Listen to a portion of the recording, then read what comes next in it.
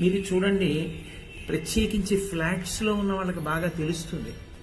ఇదేనండి నా flat area అంటాడు. స్తంభాలు వేసి చదునుగా ఉంటుందంటే అప్పటికి ఇంకా గోడలు పెట్టరు.